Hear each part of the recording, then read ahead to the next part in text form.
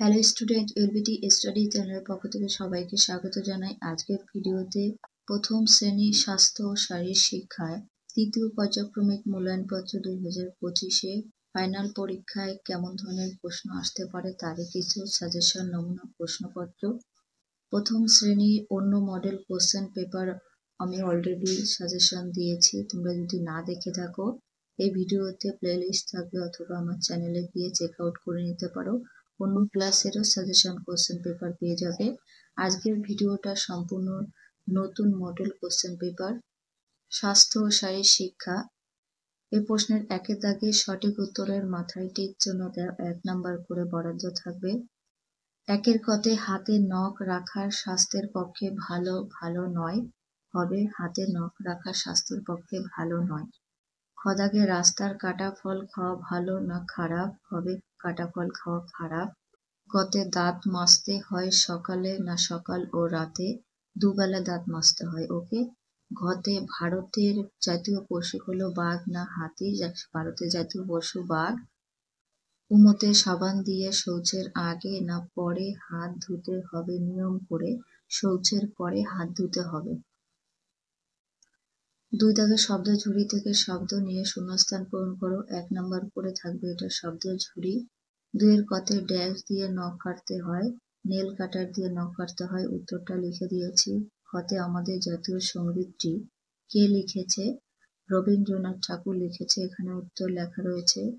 গতে ছোলা ছাতু সয়াবিন দেবে দরকারি, প্রোটিন হবে, এগুলো খেলে প্রোটিন হয়। ঘতে খাবার আগে ও পরে কি দিয়ে হাত ধুতে হবে? সাবান দিয়ে হাত ধুতে হবে। উমতে দিন বা রাতে যখনই ঘুমাবে খাটে ড্যাশ খাটিয়ে শোবে, মশারিটা খাটিয়ে শুতে হবে, কারণ মশায় কামড়ালে ডেঙ্গু হতে পারে। 3 দাগে বাম দিকের কথার সাথে ডান দিকের কথার তীর চিহ্ন দিয়ে মেলাবে, এই জন্য 6 নাম্বার থাকবে বাম দিক এবং ডান দিক। বাম দিকের পথে রয়েছে সবসময় চারিদিক দেখে শুনে রাস্তা পার হলে দুর্ঘটনার সম্ভাবনা থাকবে না কো, আর এটার সাথে মিল হবে, আমি করে দিয়েছি। হতে কুড়েমি ও অহংকার রাখলে যে মন হার ও তার হবে ঠিক প্রতিক্ষণে। গতে মই দিয়ে লাফানো খেলায় চুনের দাগ দিয়ে 10টি খুব বিশিষ্ট মই তৈরি করতে হবে। ঘতে রয়েছে জিমনাস্টিকে হামাগুড়ি দিয়ে হাঁটতে হলে প্রথমে সোজা হয়ে দাঁড়াতে হবে, তারপরে কোনটার সাথে মিলবে? 2 পায়ের হাঁটুর ওপর ভর দিয়ে মাটিতে বসতে হবে। নেক্সট দেখে নেব। 4 দাগে নিচে প্রশ্নগুলির উত্তর দাও। এখানে যে কোনো 3টি প্রশ্নের উত্তর করতে হবে, প্রত্যেকটার জন্য 3 নাম্বার করে থাকবে। 4 এর কতে কয়েকটি সু অভ্যাসের নাম লেখো।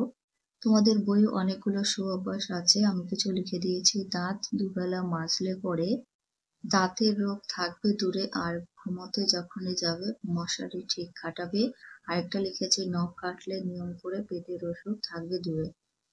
খতে 3টি বিনোদনমূলক খেলার নাম লেখো। আমি এখানে অনেকগুলো লিখে দিয়েছি। এক্কা দুক্কা পাখি ওঠে রুমাল চোর, বস্তা দৌড় দাবা খেলা ও লুডো খেলা।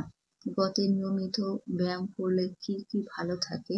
নিয়মিত ব্যায়াম করলে শরীরের রোগ প্রতিরোধ ক্ষমতা বাড়ে, হাড় ও বেশি শক্তিশালী হয় এবং মানসিক চাপ কমায়, মন ভালো রাখে এবং কাজের মনোযোগ বাড়াতে সাহায্য করে।